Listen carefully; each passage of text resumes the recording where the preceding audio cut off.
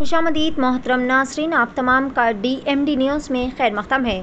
Party के senior leader हबीब ने अंबरपेट हलके में मुस्लिम अक़लियतों से अपील की है कि वो BRS पार्टी के MP उम्मीदवार टी पद्माराव गौड़ की जीत को यकीनी बनाने के लिए इनके हाथों को मजबूत करें और भारी मेजॉरिटी से इनके हक़ में वोट डालें। इन्होंने कहा कि हलके में मुस्लिम अक़लियती वोट तकसीम होने पर BJP उम्मीदवार जी किशन रेड्डी को फ़ायदा हो सकता है। जी किशन रेड्डी को शिकस्त देने के लिए ये बहुत ज़्यादा ज़रूरी है कि तमाम मुत्तहिद होकर BRS पार्टी के MP उम्मीदवार टी पद्माराव गौड़ की जीत को यकीनी बनाए। कहा कि मरकज़ी वज़ीर के तौर पर BJP के रियासती सदर जी किशन रेड्डी, जिसने अपने इख्तिदार में अवाम की सहूलत के लिए कुछ भी नहीं काम किए। इन्होंने कहा कि साबिक़ चीफ मिनिस्टर KCR के दौर में मुस्लिम अक़लियतों को तमाम शोबों में तरक्की हासिल करने के लिए बेहतरीन मौक़े फराहम किए गए हैं, जैसे कि KCR ने और BRS हुकूमत ने गरीब लड़कियों की शादी के लिए कल्याण लक्ष्मी, शादी मुबारक, KCR किट और दीगर कई सारे स्कीमात जैसे 100% सब्सिडी लोन और इसी तरह की बेहतरीन स्कीमात नाफिज करते हुए आवाम को खूब ज़्यादा राहत पहुंचाई।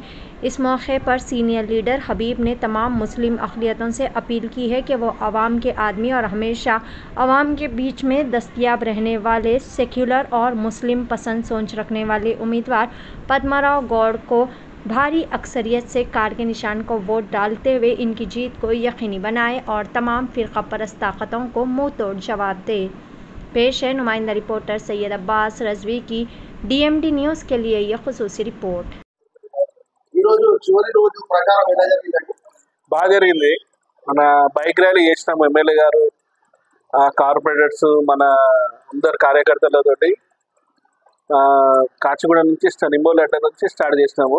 అక్కడ నుంచి అన్ని డివిజన్లు చేసుకొని నంబర్పేటలో ముగించినాము. టైం అయిపోయింది కాబట్టి ప్రజలలో మంచి స్పందన ఉంది. ఎక్కడ వెళ్ళినా కానీ ప్రజలు ఇట్లా అంటారు, అయిపోయింది మనదే అనేసి.